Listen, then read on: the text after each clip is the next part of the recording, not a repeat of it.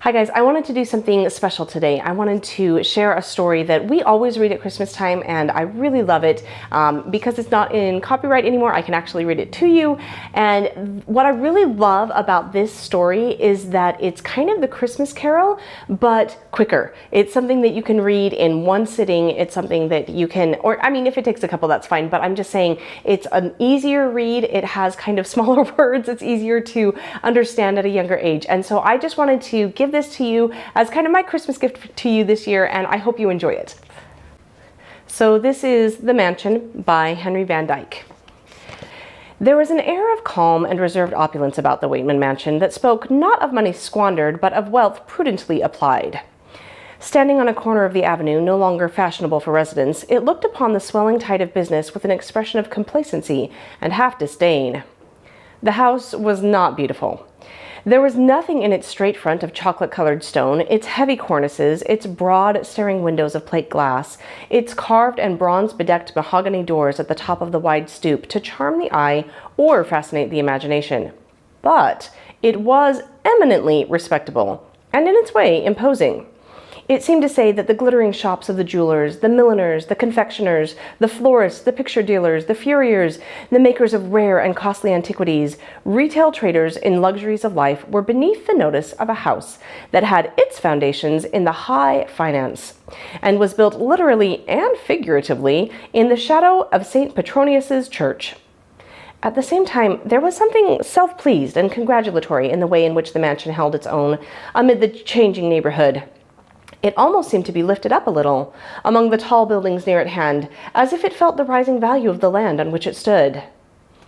John Weightman was like the house into which he had built himself 30 years ago, and in which his ideals and ambitions were encrusted. He was a self-made man. But in making himself, he had chosen a highly esteemed pattern and worked according to the approved rules. There was nothing irregular, questionable, flamboyant about him. He was solid, correct, and justly successful. His minor tastes, of course, had been carefully kept up to date. At the proper time, pictures of the Barbizon masters, Old English plate and portraits, bronzes by Behr, and marbles by Rodin, Persian carpets and Chinese porcelains had been introduced to the mansion. It contained a Louis Quinze reception room, an Empire drawing room, a Jacobean dining room, and various apartments dimly reminiscent of the styles of furniture affected by deceased monarchs. That the hallways were too short for the historic perspective did not make much difference. American decorative art is capable de tout. It absorbs all periods. Of each period, Mr. Weightman wished to have something of the best.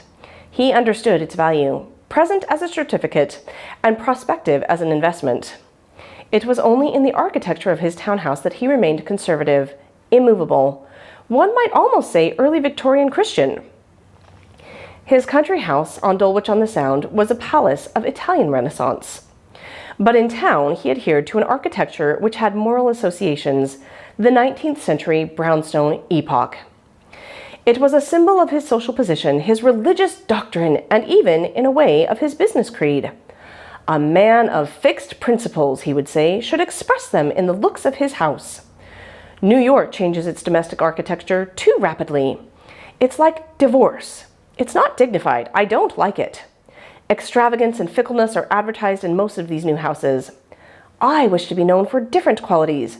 Dignity and prudence are the things that people trust. Everyone knows that I can afford to live in the house that suits me. It's a guarantee to the public. It inspires confidence. It helps my influence. There's a text in the Bible about a house that hath foundations. That is the proper kind of a mansion for a solid man. Harold Weightman had often listened to his father discoursing in this fashion on the fundamental principles of life, and always with a divided mind.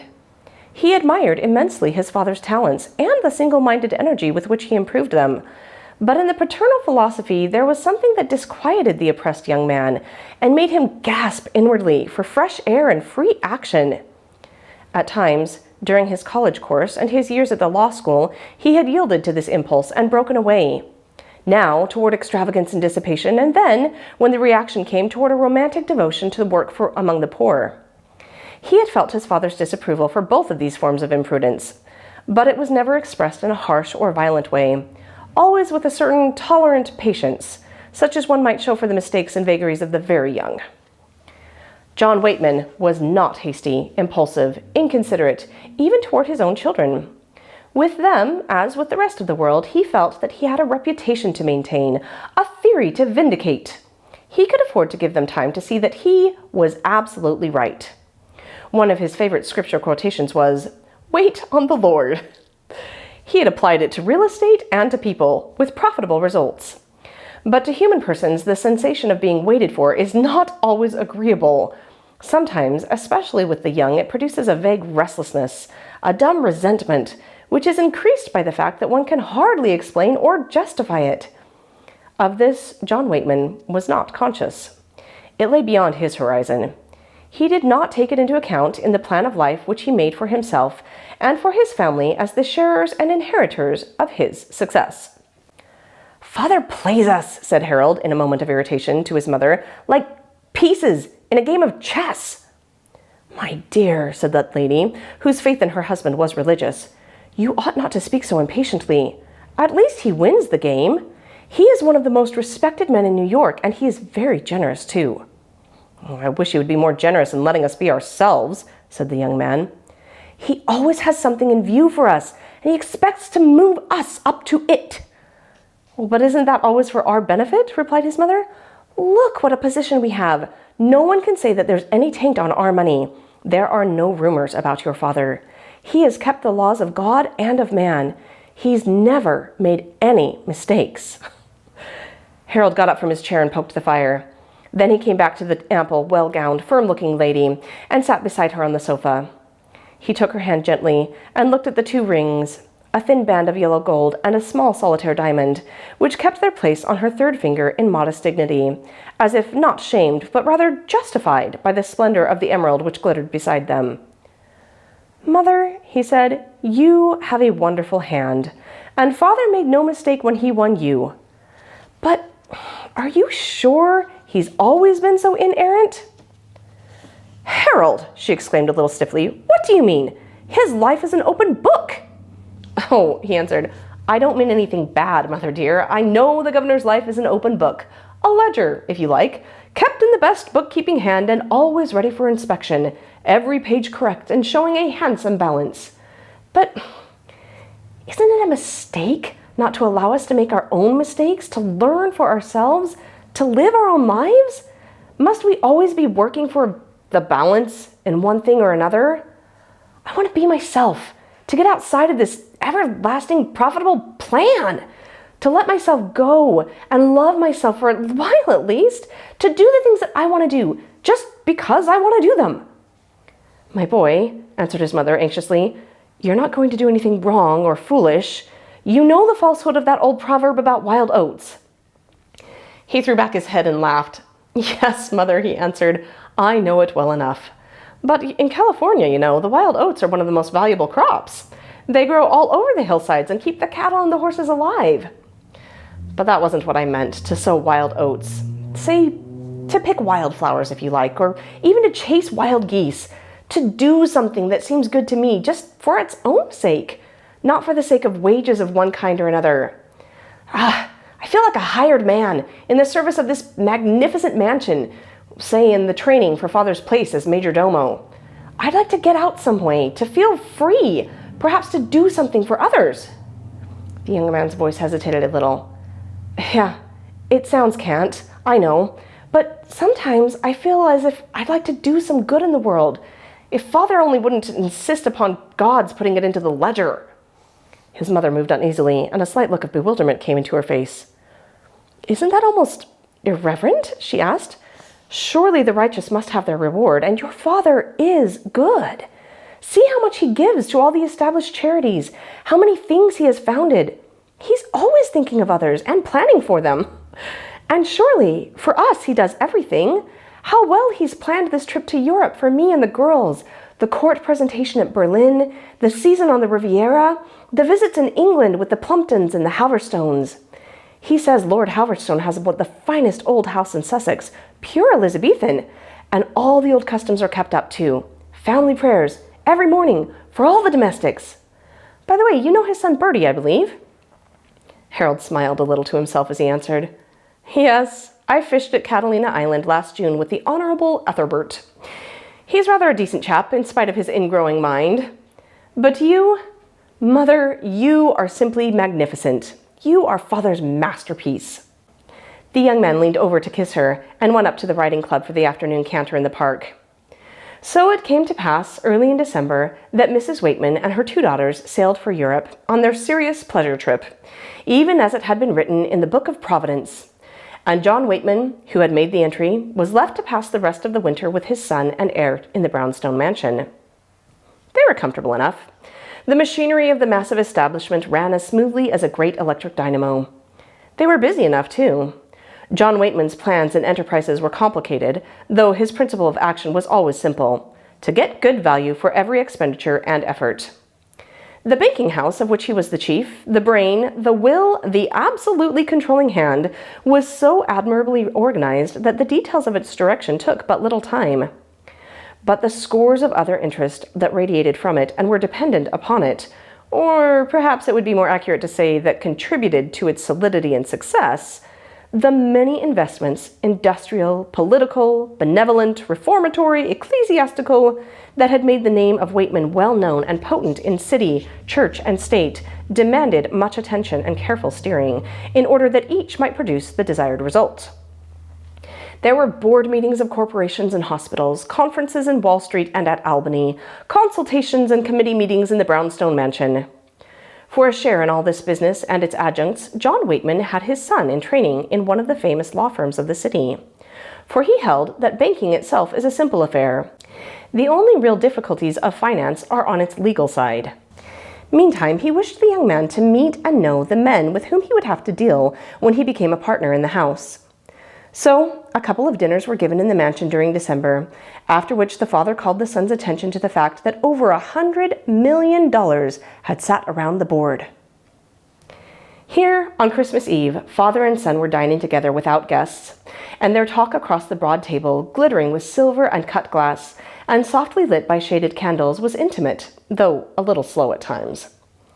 The elder man was in rather a rare mood, more expansive and confidential than usual, and when the coffee was brought in and they were left alone, he talked more freely of his personal plans and hopes than he had ever done before. "I feel very grateful tonight," said he, at last. "It must be something in the air of Christmas that gives me this feeling of thankfulness for the many divine mercies that have been bestowed upon me. All the principles by which I have tried to guide my life have been justified. I have never made the value of this salted almond by anything that the courts would not uphold, at least in the long run. And yet, or wouldn't it be truer to say, and therefore, my affairs have been wonderfully prospered. There's a great deal in that text, 'Honesty is the best.' But no, that's not from the Bible, after all, is it? Wait a minute. There is something of that kind, I know." "May I light a cigar, Father?" said Harold, turning away to hide a smile, "while you are remembering the text?" "Yes, certainly," answered the elder man rather shortly. "You know I don't dislike the smell, but it is a wasteful, useless habit, and therefore I have never practiced it. Nothing useless is worthwhile. That's my motto. Nothing that does not bring the reward. Oh, now I recall the text. Verily I say unto you, they have their reward. I shall ask Dr. Snodgrass to preach a sermon on that verse someday." "Using you as an illustration?" "Well, not exactly that, but I could give him some good materials from my own experience to prove the truth of Scripture. I can honestly say that there is not one of my charities that has not brought me in a good return, either in the increase of influence, the building up of credit, or the association with substantial people. Of course, you have to be careful how you give, in order to secure the best results. No indiscriminate giving, no pennies in beggars' hats. It's been one of my principles always to use the same kind of judgment in charities that I use in my other affairs, and they have not disappointed me. Even the check that you put in the plate when you take the offertory up the aisle on Sunday morning?" "Certainly. Though there the influence is less direct, and I must confess that I have my doubts in regard to the collection for foreign missions. That always seems to me romantic and wasteful. You never hear from it in any definite way. They say the missionaries have done a good deal to open up the way for trade. Perhaps. But they've also gotten us into commercial and political difficulties. Yet I give to them a little. It is a matter of conscience with me to identify myself with all the enterprises of the church. It is the mainstay of social order and the prosperous civilization. But the best forms of benevolence are the well-established, organized ones here at home, where people can see them and know that they are doing good.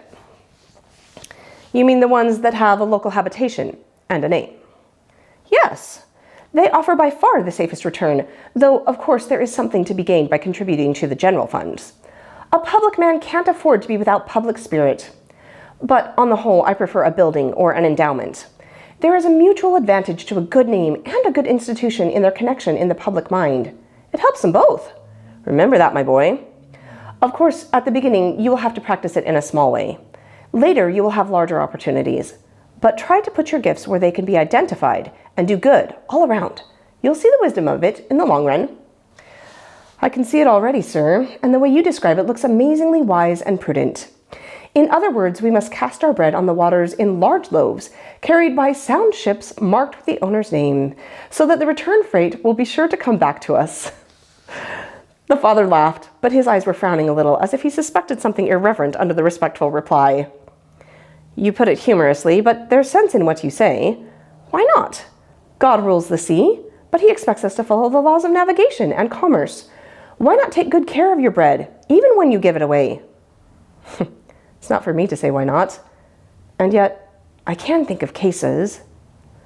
The young man hesitated for a moment. His half-finished cigar had gone out. He rose and tossed it into the fire, in front of which he remained standing, a slender, eager, restless young figure, with a touch of hunger in the fine face, strangely like and unlike the father, at whom he looked with half-wistful curiosity. The fact is, sir, he continued, there is such a case in my mind now, and it is a good deal in my heart, too. So I thought of speaking to you about it tonight. You remember Tom Rollins, the junior who was so good to me when I entered college? The father nodded. He remembered very well indeed the annoying incidents of his son's first escapade, and how Rollins had stood by him and helped to avoid a public disgrace, and how close a friendship had grown between the two boys, so different in their fortunes. Yes, he said, I remember him. He was a promising young man. Has he succeeded? Not exactly. That is, not yet. His business has been going rather badly. He has a wife and a little baby, you know. And now he has broken down. Something wrong with his lungs. The doctor says his only chance is a year or 18 months in Colorado. I wish we could help him. How much would it cost? 3,000 or 4,000, perhaps, as a loan.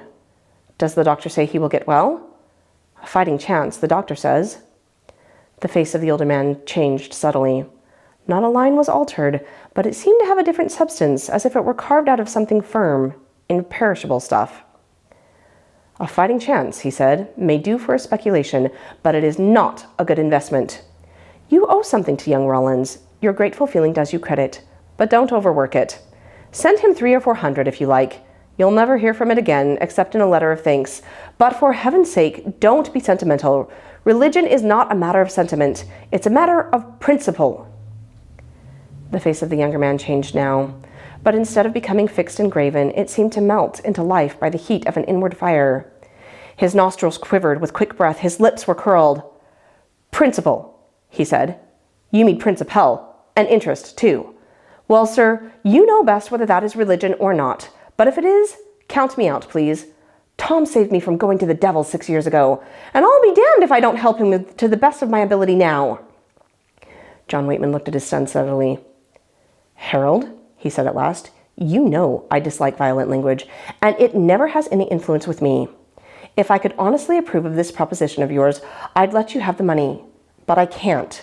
It's extravagant and useless. But you have your Christmas check for $1,000 coming to you tomorrow. You can use it as you please. I never interfere with your private affairs. Thank you, said Harold. Thank you very much. But there's another private affair. I want to get away from this life, this town, this house. It stifles me. You refused last summer when I asked you to let me go down to Grenfell's mission on the Labrador. I could go now, at least as far as the Newfoundland station. Have you changed your mind? Not at all. I think it is an exceedingly foolish enterprise. It would interrupt the career that I have marked out for you. Well, then here's a cheaper proposition.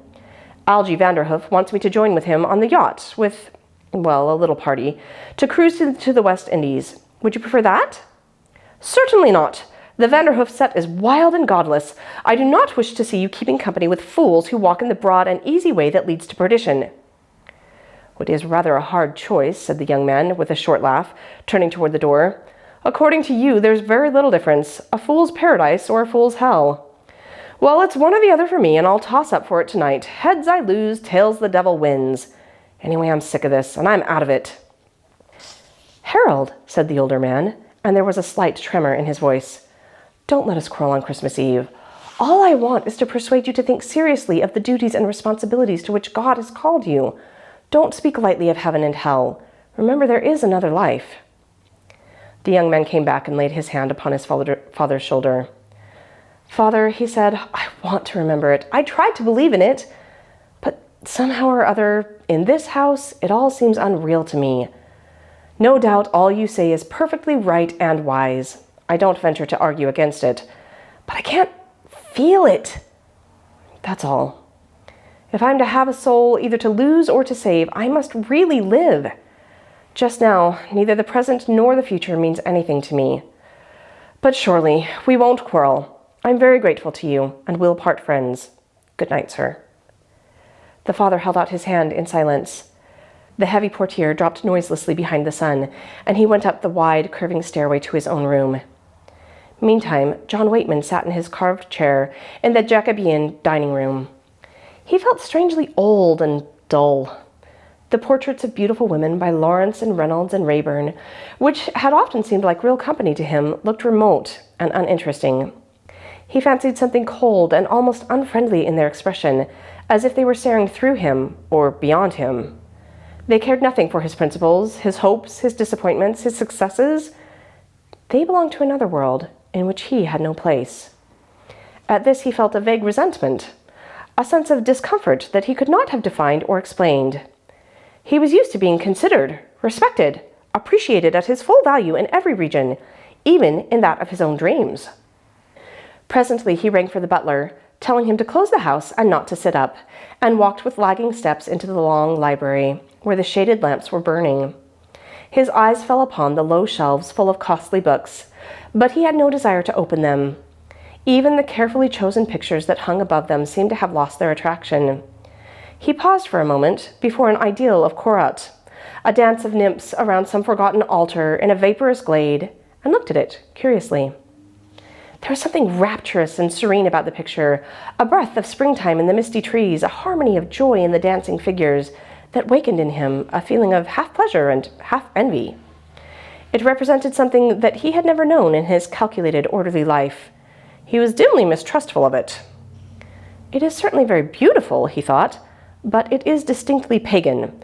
That altar is built to some heathen god. It does not fit into the scheme of a Christian life. I doubt whether it is consistent with the tone of my house. I will sell it this winter. It will bring 3 or 4 times what I paid for it. That was a good purchase, a very good bargain." He dropped into the revolving chair before his big library table. It was covered with pamphlets and reports of the various enterprises in which he was interested. There was a pile of newspaper clippings in which his name was mentioned with praise for his sustaining power as a pillar of finance, for his judicious benevolence, for his support of wise and prudent reforms movements, for his discretion in making permanent public gifts. The Weightman charities, one very complacent editor called them, as if they deserved classification as a distinct species. He turned the papers over listlessly. There was a description and a picture of the Weightman wing of a hospital for cripples, of which he was president, and an article on the new professor of the Weightman Chair of Political Jurisprudence in Jackson University, of which he was a trustee, and an illustrated account of the opening of the Weightman Grammar School on Dulwich on the Sound, which he had as his legal residence for purposes of taxation. This last was perhaps the most carefully planned of all the Weightman charities. He desired to win the confidence and support of his rural neighborhood. It had pleased him much when the local newspaper had spoken of him as an ideal citizen and the logical candidate for the governorship of the state. But upon the whole, it seemed to him wiser to keep out of active politics. It would be easier and better to put Harold into the running, to have him sent to the legislature from the Dulwich district, and then to the National House, then to the Senate. Why not? The Weightman interests were large enough to need a direct representative and guardian at Washington. But tonight, all these plans came back to him with dust upon them. They were dry and crumbling like forsaken habitations. The son upon whom this complacent ambition had rested had turned his back upon the mansion of his father's hopes. The break might not be final, and in any event there would be much to live for, the fortunes of the family would be secure, but the zest of it all would be gone if John Weightman had to give up the assurance of perpetuating his name and his principles in his son. It was a bitter disappointment, and he felt that he had not deserved it. He rose from the chair and paced the room with leaden feet.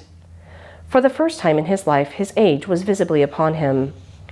His head was heavy and hot, and the thoughts that rolled in it were confused and depressing. Could it be that he had made a mistake in the principles of his existence?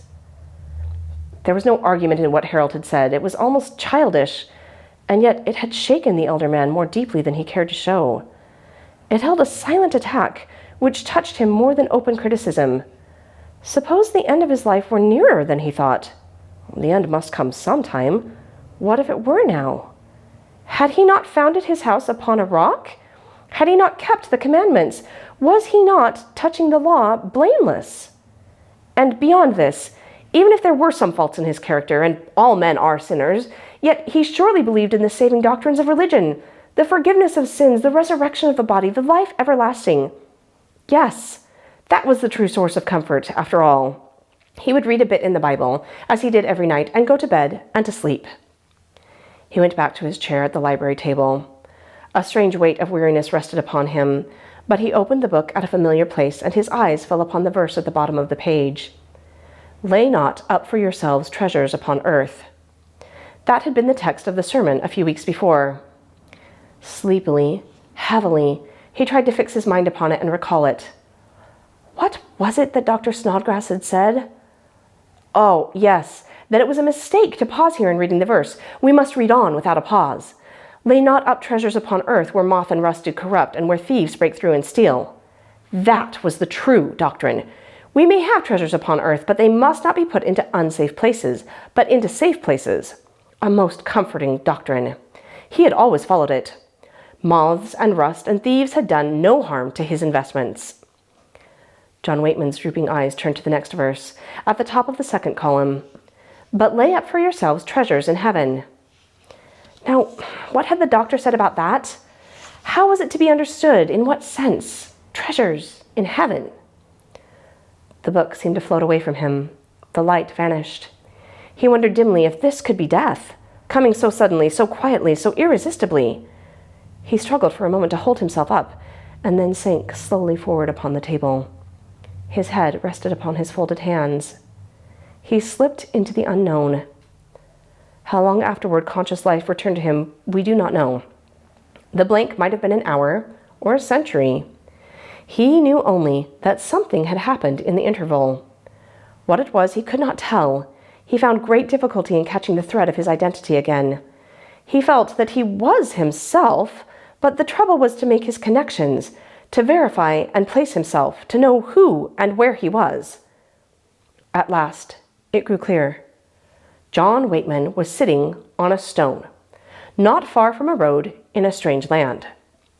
The road was not a formal highway, fenced and graded. It was more like a great travel trace, worn by thousands of feet, passing across the open country in the same direction. Down in the valley, into which he could look, the road seemed to form itself gradually out of many minor paths, little footways coming across the meadows, winding tracks following along beside the streams, faintly marked trails emerging from the woodlands. But on the hillside, the threads were more firmly woven into one clear band of travel, though there were still a few dim paths joining it here and there, as if persons had been climbing up the hill by other ways and had turned at last to seek the road. From the edge of the hill, where John Weightman sat, he could see the travelers, in little groups or larger companies, gathering from time to time by the different paths and making the ascent. They were all clothed in white, and the form of their garments was strange to him. It was like some old picture. They passed him, group after group, talking quietly together or singing, not moving in haste, but with a certain air of eagerness and joy, as if they were glad to be on their way to an appointed place. They did not stay to speak to him, but they looked at him often and spoke to one another as they looked. And now and then one of them would smile and beckon him with a friendly greeting, so that he felt that they would like him to be with them. There was quite an interval between the groups, and he followed each of them with his eyes after it had passed, blanching the long ribbon of the road for a little transient space, rising and receding across the wide, billowy upland, among the rounded hillocks of aerial green and gold and lilac, until it came to the high horizon and stood outlined for a moment, a tiny cloud of whiteness against the tender blue, before it vanished over the hill. For a long time John Weightman sat there watching and wondering. It was a very different world from that in which his mansion on the avenue was built, and it looked strange to him, but most real as anything he'd ever seen. Presently he felt a strong desire to know what country it was, and where the people were going. He had a faint premonition of what it must be, but he wished to be sure. So he rose from the stone where he was sitting, and came down through the short grass and the lavender flowers toward a passing group of people. One of them turned to meet him and held out his hand. It was an old man, under whose white beard and brows John Weightman thought he saw a suggestion of the face of the village doctor who had cared for him years ago when he was a boy in the country. "Welcome," said the old man. "Will you come with us?" "Where are you going?" "To the heavenly city, to see our mansions there." "Who are these with you?" "Strangers to me until a little while ago. I know them better now, but you I have known for a long time, John Weightman. Don't you remember your old doctor?" "Yes," he cried. "Yes, your voice has not changed at all. I'm glad indeed to see you, Dr. McLean, especially now. All this seems very strange to me, almost oppressive. I wonder if... But may I go with you, do you suppose?" "Surely," answered the doctor, with his familiar smile, "and it will do you good.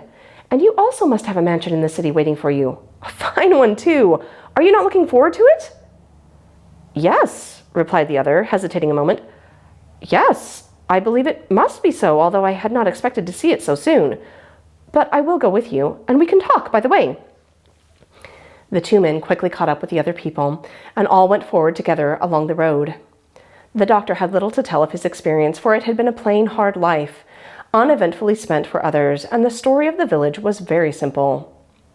John Weightman's adventures and triumphs would have made a far richer, more imposing story, full of contacts with the great events and personages of the time. But somehow or other, he did not care to speak much about it, walking on that wide heavenly moorland, under that tranquil, sunless arch of blue, in that free air of perfect peace, where the light was diffused without a shadow, as if the spirit of life in all things were luminous. There was only one person besides the doctor in that little company whom John Weightman had known before, an old bookkeeper who had spent his life over a desk, carefully keeping accounts. A rusty, dull little man, patient and narrow, whose wife had been in the insane asylum for 20 years, and whose only child was a crippled daughter, for whose comfort and happiness he had toiled and sacrificed himself without stint. It was a surprise to find him here, as carefree and joyful as the rest. The lives of the others in the company were revealed in brief glimpses as they talked together. A mother, early widowed, who had kept her little flock of children together and labored through hard and heavy years to bring them up in purity and knowledge. A sister of charity who had devoted herself to the nursing of poor folk who were being eaten to death by cancer. A schoolmaster whose heart and life had been poured into his quiet work of training boys for a clean and thoughtful manhood. A medical missionary who had given up a brilliant career in science to take the charge of a hospital in darkest Africa. A beautiful woman with silver hair who had resigned her dreams of love and marriage to care for an invalid father, and after his death had made her life a long, steady search for ways of doing kindnesses to others. A poet who had walked among the crowded tenements of the great city, bringing cheer and comfort not only by his songs, but by his wise and patient works of practical aid. A paralyzed woman who had lain for 30 years upon her bed, helpless but not hopeless, succeeding by a miracle of courage in her single aim, never to complain, but always to impart a bit of joy and peace to everyone who came near her. All these, and other persons like them, people of little consideration in the world, but now seemingly all full of great contentment, and an inner gladness that made their steps light, were in the company that passed along the road, talking together of things past and things to come, and singing now and then with clear voices from which the veil of age and sorrow was lifted. John Weightman joined in some of the songs, which were familiar to him from their use in the church, at first with a touch of hesitation, and then more confidently. For as they went on, his sense of strangeness and fear at his new experience diminished, and his thoughts began to take on their habitual assurance and complacency. Were not these people going to the celestial city? And was not he in his right place among them? He'd always looked forward to this journey. If they were sure, each one, of finding a mansion there, how could he not be far more sure? His life had been more fruitful than theirs. He had been a leader, a founder of new enterprises, a pillar of church and state, a prince of the house of Israel. 10 talents had been given him, and he had made them 20. His reward would be proportionate. He was glad that his companions were going to find fit dwellings prepared for them, but he thought also with a certain pleasure of the surprise that some of them would feel when they saw his appointed mansion. They came to the summit of the moorland and looked over into the world beyond. It was a vast green plain, softly rounded like a shallow vase, and circled with hills of amethyst. A broad, shining river flowed through it, and many silver threads of water were woven across the green, and there were borders of tall trees on the banks of the river, and orchards full of roses abloom along the little streams, and in the midst of all stood the city, white and wonderful and radiant. When the travelers saw it, they were filled with awe and joy. They passed over the little streams and among the orchards quickly and silently, as if they feared to speak lest the city should vanish. The wall of the city was very low. A child could see over it, for it was made only of precious stones, which are never large. The gate of the city was not like a gate at all, for it was not barred with iron or wood, but only a single pearl, softly gleaming, marked the place where the wall ended and the entrance lay open. A person stood there, whose face was bright and grave, and whose robe was like the flower of the lily, not of woven fabric, but a living texture. "Come in," he said to the company of travelers. "You are at your journey's end, and your mansions are ready for you." John Weightman hesitated, for he was troubled by a doubt. Suppose that he was not really, like his companions, at his journey's end, but only transported for a little while out of the regular course of his life into this mysterious experience.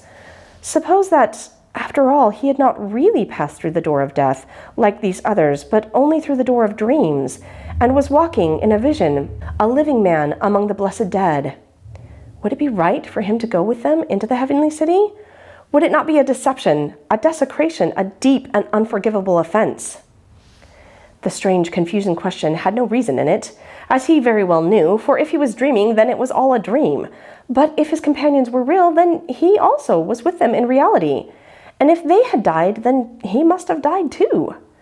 Yet he could not rid his mind of the sense that there was a difference between them and him, and it made him afraid to go on. But as he paused and turned, the keeper of the gate looked straight and deep into his eyes and beckoned to him. Then he knew that it was not only right, but necessary that he should enter. They passed from street to street among fair and spacious dwellings, set in amaranthine gardens and adorned with infinitely varied beauty and divine simplicity. The mansions differed in size, in shape, in charm. Each one seemed to have its own personal look of loveliness, yet all were alike in fitness to their place, in harmony with one another, in the addition which each made to the singular and tranquil splendor of the city. As the little company came, one by one, to the mansions which were prepared for them, and their guide beckoned to the happy inhabitant to enter in and take possession, there was a soft murmur of joy, half wonder and half recognition, as if the new and immortal dwelling were crowned with the beauty of surprise, lovelier and nobler than all the dreams of it had been, and yet also as if it were touched with the beauty of the familiar, the remembered, the long-loved. One after another, the travelers were led to their own mansions and went in gladly, and from within, through the open doorways, came sweet voices of welcome and low laughter and song. At last, there was no one left with the guide but the two old friends, Dr. McLean and John Weightman. They were standing in front of one of the largest and fairest of the houses, whose garden glowed softly with radiant flowers. The guide laid his hand upon the doctor's shoulder. "This is for you," he said. "Go in. There is no more pain here, no more death, nor sorrow, nor tears, for your old enemies are all conquered. But all of the good that you have done for others, all the help that you have given, all the comfort that you have brought, all the strength and love that you have bestowed upon the suffering are here, for we have built them all into this mansion for you." The good man's face was lighted with a still joy. He clasped his old friend's hand closely and whispered, "How wonderful it is. Go on. You will come to your mansion next. It's not far away, and we shall see each other again soon, very soon." So he went through the garden and into the music within. The keeper of the gate turned to John Weightman with level, quiet, searching eyes. Then he asked gravely, "Where do you wish me to lead you now?" "Well, to see my own mansion," answered the man with half-concealed excitement. "Is there not one for me here? You may not let me enter it yet, perhaps, for I must confess to you that I am only—" "I know," said the keeper of the gate. "I know it all. You are John Weightman." "Yes," said the man, more firmly than he had spoken at first, for it gratified him that his name was known. "Yes, I am John Weightman, senior warden of St. Petronius's church. I wish very much to see my mansion here, if only for a moment. I believe that you have one for me. Will you take me to it?" The keeper of the gate drew a little book from the breast of his robe and turned over the pages. "Certainly," he said, with a curious look at the man. "Your name is here, and you shall see your mansion if you will follow me." It seemed as if they must have walked miles and miles through the vast city, passing street after street of houses larger and smaller, of gardens richer and poorer, but all full of beauty and delight. They came into a kind of suburb, where there were many small cottages with plots of flowers, very lowly, but bright and fragrant. Finally, they reached an open field, bare and lonely looking. There were 2 or 3 little bushes in it, without flowers, and the grass was sparse and thin. In the center of the field was a tiny hut, hardly big enough for a shepherd's shelter. It looked as if it had been built of discarded things, scraps and fragments of other buildings put together with care and pains by someone who had tried to make the most of cast-off material. There was something pitiful and shamefaced about the hut. It shrank and drooped and faded in its barren field, and seemed to cling only by sufferance to the edge of the splendid city. "This," said the keeper of the gate, standing still and speaking with a low, distinct voice, "this is your mansion, John Weightman." An almost intolerable shock of grieved wonder and indignation choked the man for a moment, so that he could not say a word. Then he turned his face away from the poor little hut and began to remonstrate eagerly with his companion. "Surely, sir," he stammered, "you must be in error about this. There's something wrong. Some other John Weightman, a confusion of names. The book must be mistaken." "There is no mistake," said the keeper of the gate very calmly. "Here is your name, the record of your title and your possessions in this place." "But how could such a house be prepared for me?" cried the man, with a resentful tremor in his voice. "For me, after my long and faithful service? Is this a suitable mansion for one so well known and devoted? Why is it so pitifully small and mean? Why have you not built it large and fair like the others?" "That is all the material you sent us." "What?" "We have used all the material that you sent us," repeated the keeper of the gate. "Oh, now I know that you're mistaken," cried the man with growing earnestness. "For all my life long, I have been doing things that must have supplied you with material.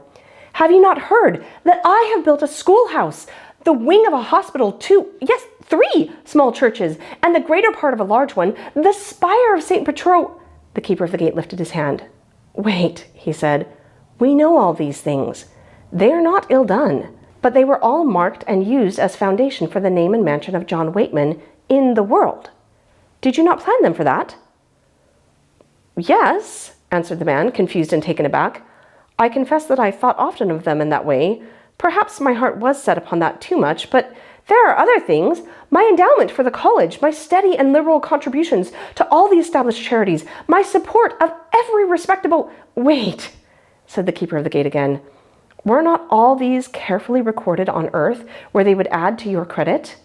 They were not foolishly done. Verily, you have had your reward for them. Would you be paid twice?" "No," cried the man with deepening dismay. "I dare not claim that. I acknowledge that I considered my own interests too much, but surely not altogether. You've said that these things were not foolishly done. They accomplished some good in the world. Does not that count for something?" "Yes," answered the keeper of the gate. "It counts. In the world, where you counted it. But it does not belong to you here. We have saved and used everything that you sent us. This is the mansion prepared for you." As he spoke, his look grew deeper and more searching, like a flame of fire. John Weightman could not endure it. It seemed to strip him naked and wither him. He sank to the ground under a crushing weight of shame, covering his eyes with his hands and cowering face downward upon the stones. Dimly, through the trouble of his mind, he felt their hardness and coldness. "Tell me then," he cried brokenly, "since my life has been so little worth, how came I here at all?" "Through the mercy of the King." The answer was like a soft tolling of a bell. "And how have I earned it?" he murmured. "It is never earned. It is only given," came the clear, low reply. "But how have I failed so wretchedly?" he asked. "In all the purpose of my life, could I have done better? What is it that counts here?" "Only that which is truly given," answered the bell-like voice. "Only that good which is done for the love of doing it. Only those plans in which the welfare of others is the master thought. Only those labors in which the sacrifice is greater than the reward. Only those gifts in which the giver forgets himself." The man lay silent. A great weakness of unspeakable despondency and humiliation were upon him. But the face of the keeper of the gate was infinitely tender as he bent over him. "Think again, John Weightman. Has there been nothing like that in your life?" "Nothing," he sighed. "If there ever were such things, it must have been long ago. They were all crowded out. I've forgotten them." There was an ineffable smile on the face of the keeper of the gate, and his hand made the sign of the cross over the bowed head as he spoke gently.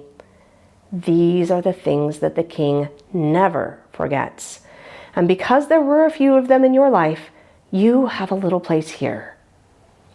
The sense of coldness and hardness under John Weightman's hands grew sharper and more distinct. The feeling of bodily weariness and lassitude weighed upon him, but there was a calm, almost a lightness in his heart as he listened to the fading vibrations of the silvery bell tones. The chimney clock on the mantel had just ended the last stroke of 7 as he lifted his head from the table. Thin, pale strips of the city morning were falling into the room through the narrow partings of the heavy curtains. What was it that had happened to him? Had he been ill? Had he died and come to life again? Or had he only slept and had his soul gone visiting in dreams? He sat for some time, motionless, not lost, but finding himself in thought. Then he took a narrow book from the table drawer, wrote a check, and tore it out. He went slowly up the stairs, knocked very softly at his son's door, and hearing no answer, entered without noise. Harold was asleep, his bare arm thrown above his head, and his eager face relaxed in peace. His father looked at him a moment with strangely shining eyes, and then tiptoed quietly to the writing desk, found a pencil and a sheet of paper, and wrote rapidly, "My dear boy, here is what you asked me for. Do what you like with it, and ask for more if you need it. If you are still thinking of that work with Grenfell, we'll talk it over tomorrow after church. I want to know your heart better, and if I have made mistakes—" A slight noise made him turn his head. Harold was sitting up in bed with wide-open eyes. "Father," he cried, "is that you?" "Yes, my son," answered John Weightman. "I've come back. I've come up. No, come in. Well, here I am. And may God give us a good Christmas together."